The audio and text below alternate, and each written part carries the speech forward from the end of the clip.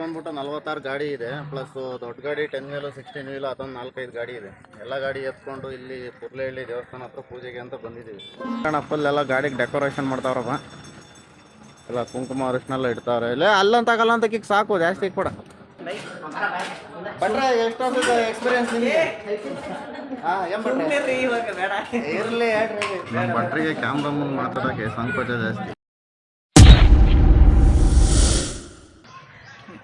ಶಿರಾ ತಾಲೂಕು ಮತ್ತು ಹಿರಿಯೂರು ತಾಲೂಕಲ್ಲಿ ತುಂಬ ಫೇಮಸ್ ಆಗಿರುವಂಥ ಪುರ್ಲಹಳ್ಳಿ ಭೂತಪ್ಪ ದೇವಸ್ಥಾನ ಹತ್ರ ಇದ್ದೀವಿ.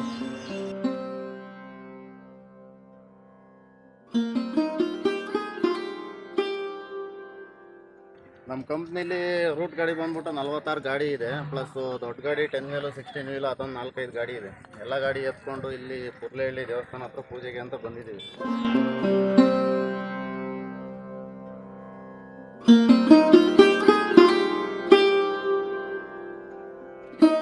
ಪ್ರತಿ ವರ್ಷವೂ ಇಲ್ಲಿ ಗಾಡಿ ಎಲ್ಲ ತೊಗೊಂಬಂದು ಪೂಜೆ ಮಾಡಿಸಿ ಮರಿ ಬಲಿ ಕೊಡೋವಂಥ ಪ್ರೋಗ್ರಾಮ್ನ ಮಾಡ್ತಿರ್ತಾರೆ ನಮ್ಮ ಕಂಪ್ನಿಯಲ್ಲಿ. ಪ್ರತಿ ವರ್ಷ ಅದು ರೂಢಿ ಮಾಡ್ಕೊಂಡು ಬಂದಿದ್ದಾರೆ. ಈ ವರ್ಷವೂ ಕೂಡ ಅದೇ ಥರನೇ ತೊಗೊಂಬಂದಿದ್ದಾರೆ ಗಾಡಿಗಳೆಲ್ಲ.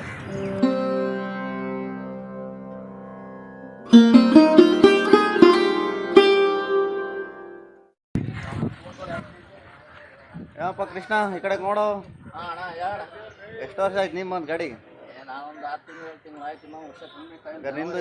ಹಂಗಾರೆ ನಿಂದು ಇದು ಮೊದಲನೇ ವರ್ಷ ಪೂಜೆಗೆ ಬಂದಿರೋದು? ಹಾಂ ನೋಡಿ, ಗಾಡಿಗಳು ಎಲ್ಲೆಲ್ಲಿ ನಿಂತಿದೆ ಅಂತ ತೋರಿಸ್ತೀನಿ. ಇಲ್ಲೆಲ್ಲ ಕಾಣ್ತಿರೋದಲ್ಲ ನಮ್ಮ ಗಾಡಿಗಳೇ.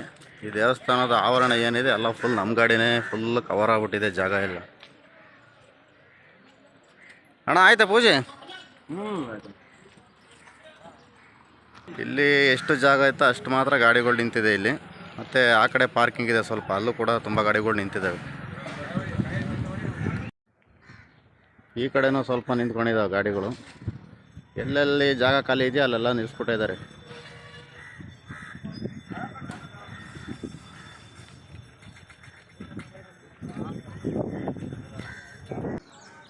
ನಾವು ನಮ್ಮ ಗಾಡಿಗೆ ಓನರ್ ಹಾಕಿ ಅಲಂಕಾರ ಮಾಡಿಬಿಟ್ಟು ಪೂಜೆಗೆಲ್ಲ ರೆಡಿ ಮಾಡ್ಕೊತಾ ಇದ್ವಿ. ಪೂಜೆ ಇನ್ನೊಂದು ಅರ್ಧ ಮುಕ್ಕಾಲು ಗಂಟೆ ಆಗುತ್ತೆ. ಅಷ್ಟರೊಳಗೆಲ್ಲ ಗಾಡಿ ರೆಡಿ ಮಾಡಿಬಿಡೋಣ ಅಂತಂದ್ಬಿಟ್ಟು ರೆಡಿ ಮಾಡ್ಕೊತಾ ಇದ್ವಿ. ನಮ್ಮ 19 ಆಗೋಣ ಫುಲ್ಲೆಲ್ಲ ಗಾಡಿಗೆ ಡೆಕೋರೇಷನ್ ಮಾಡ್ತಾವ್ರಪ್ಪ, ಎಲ್ಲ ಕುಂಕುಮ ಅರಿಶಿನೆಲ್ಲ ಇಡ್ತಾವ್ರೆ. ಇಲ್ಲ ಅಲ್ಲಂತಾಗಲ್ಲ ಅಂತ ಕಿಕ್ ಸಾಕು, ಜಾಸ್ತಿ ಕೊಡ. ಏನು ಶ್ರದ್ಧೆ, ಏನು ಭಕ್ತಿ ನಮ್ಮ ನಾಗಣ್ಣರಿಗೆ ಗಾಡಿ ಮೇಲೆ. ಏನು ನಾಗಣ್ಣ ಈ ರೇಂಜಿಗೆ ಶ್ರದ್ಧೆ ಭಕ್ತಿ ಗಾಡಿ ಮೇಲೆ? ದೇವ್ರು ನಮ್ಗೆ ಒಳ್ಳೇದು ಮಾಡಲಿ ಅಂತ ಕಣಪ್ಪ. ದೇವರು ನಾವು ಗಾಡಿಗೆ ಓಡಾಡ್ತೀವಿ, ನಮ್ಮ ಪುರಳಿ ಭೂತಪ್ಪ ನಮ್ಗೆ ಎಲ್ಲಿಗೋದ್ರು ಒಳ್ಳೇದು ಮಾಡಲಿ, ಹೊಚ್ಕಡೆಗೆ ಹೋಗಿ ಹೆಚ್ಕಡೆಗೆ ಬರಲಿ ಅಂತ ಬೇಡ್ಕೊಂಬಕ್ಕೆ ನಾವು ಗಾಡಿ ಪೂಜೆ ಮಾಡ್ತಿದ್ದೀವಿ. ಯಾವ ಬೋಳಿ ಮಗನಿಗೆ ಅರ್ಥವಾಗುತ್ತದೆ? ಭರತ್ ಬೆನ್ಸ್ ಗಾಡಿಗೆ ನಮ್ಮ ಮ್ಯಾನೇಜರ್ ಆದಂಥ ನರೇಶ್ ಸರ್ ಅವರು ಮೊದಲನೇ ಪೂಜೆ ಮಾಡಿದ್ರು. ಅವ್ರು ಪೂಜೆ ಮಾಡಿ ಮುಗಿಸಿದ ಮೇಲೆ ಮಿಕ್ಕಿ ಡ್ರೈವರ್ಗಳೆಲ್ಲ ಅವ್ರವ್ರ ಗಾಡಿಗೆ ಪೂಜೆ ಮಾಡಿಕೊಂಡ್ರು. ನಾವು ಮತ್ತು ನಮ್ಮ ಗಾಡಿಗೆಲ್ಲ ಪೂಜೆ ಮಾಡಿ ಕುಂಬಳಕಾಯಿ ಹೊಡೆದು ಟೈರ್ಗಳಿಗೆಲ್ಲ ಇಟ್ಬಿಟ್ಟು ನಿಂಬೆಹಣ್ಣು ಮತ್ತು ಕುಂಬಳಕಾಯಿ ತುಳಿಸಿ ಪೂಜೆ ಮುಗಿಸಿದ್ವಿ. ಪೂಜೆ ಎಲ್ಲ ಆಲ್ಮೋಸ್ಟ್ ಎಲ್ಲ ಮುಗಿಸಿದ್ದಾರೆ. ಈ ಲಾಸ್ಟಲ್ಲಿ ಬಂದಿರೋರೆಲ್ಲ ಇವಾಗ ಪೂಜೆ ಮಾಡ್ಕೊತಾ ಇದ್ದಾರೆ. ಎಲ್ಲ ಲೈನಲ್ಲಿ ನಿಲ್ಲಿಸ್ಬಿಟ್ಟು ಆಲ್ರೆಡಿ ಎಲ್ಲ ಪೂಜೆ ಎಲ್ಲ ಮುಗಿಸ್ಬಿಟ್ಟಿದ್ದಾರೆ. ನಾವು ಬೆಳಗ್ಗೆ 5 ಗಂಟೆ 6 ಗಂಟೆಗೆ ಬಂದಿದ್ದರಿಂದ ನಾವು ಟಿಫನ್ ಯಾರೂ ಮಾಡ್ಕೊಂಬಂದಿಲ್ಲ. ಇಲ್ಲಿ ಬಂದಿರೋ ಡ್ರೈವರ್ಗಳಿಗೆಲ್ಲನ ಇಲ್ಲೇ ಟಿಫನ್ನೆಲ್ಲ ರೆಡಿ ಮಾಡಿಸಿದ್ದಾರೆ.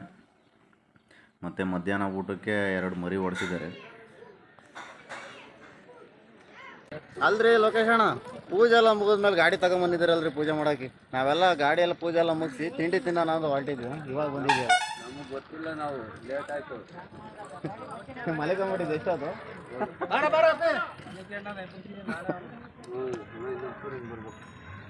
ಮಲಿಕಂಡವ್ರೆ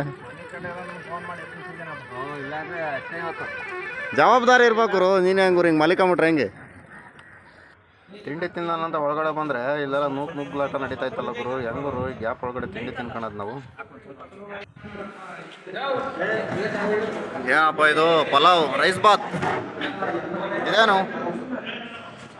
ಇದೇನು ಮಾಡಿದ್ದಾರೆ ನೋಡೋಣ. ಕೇಸರಿ ಬಾತ್,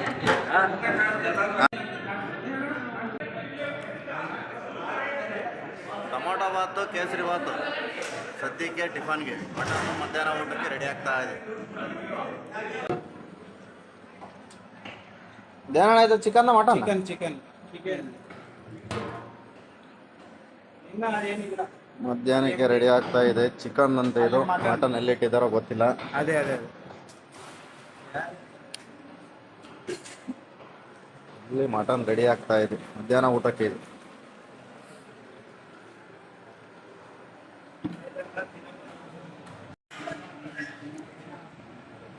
ಬಿಸಿ ಬಿಸಿ ಬೋಟಿಗೆ ಹೋಗಿ ರೆಡಿ ಆಗ್ತಾ ಇದೆ.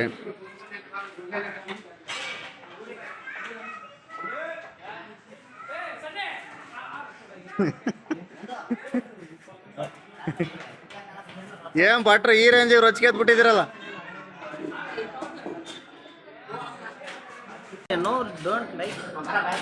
ಭಟ್ರೆ ಎಷ್ಟು ವರ್ಷದ ಎಕ್ಸ್ಪೀರಿಯನ್ಸ್ ನಿಮಗೆ? ಇರಲಿ ನಮ್ಮ ಭಟ್ರಿಗೆ ಕ್ಯಾಮ್ರಾ ಮುಂದೆ ಮಾತಾಡೋಕ್ಕೆ ಸಂಕೋಚ ಜಾಸ್ತಿ. ಅಲ್ಲ ಗುರು, ಬಿಸಿ ಬಿಸಿ ಮಟನ್ ರೆಡಿ ಆಗ್ತಾ ಇದೆ. ಎಲ್ಲರೂ ಹೋಗಿ ಮೀಟಿಂಗ್ ಕೂತ್ಕೊಂಡು ಯಾಕೆ ಬಂದು ಸೈಲೆಂಟಾಗಿ ಕೂತ್ಕೊಂಡ್ಬಿಟ್ಟಿದ್ದೀರಲ್ಲ? ಟೈಮ್ ಐತೆ ಅಣ್ಣ, ಟೈಮ್ ಎಷ್ಟೇ ಟೈಮ್ 11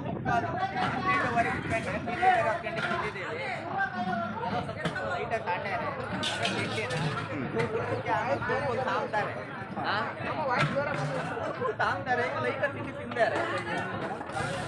ಪಲಾವು ಏನಿದ್ರು ಹೋಗ್ಬಿಟ್ಟು ಕುತ್ಕೊಂಡ್ಬಿಡೋದು, ಊಟ ಮಾಡಿ ನೋಡ್ಬಿಟ್ಟು ನೀರು ಸಿಂಪಿಸ್ಬಿಟ್ಟು ತಪಾಸಿ ಕುತ್ಕೊಂಡ್ಬಿಡೋದು. ಎಲ್ಲರೂ ಬ್ಯಾಟಿಂಗ್ ಮಾಡಿದ್ರೆ ಫುಲ್ಲು ಬ್ಯುಸಿ ಆಗಿಬಿಟ್ಟಿದ್ದಾರೆ. ನಾವು ಬರೋ ಸ್ವಲ್ಪ ತಡ ಹೋಯ್ತು, ಆಲ್ರೆಡಿ 2-3 ಪಂಕ್ತಿ ಖಾಲಿಯಾಗಿ ಹೋಗಿದೆ.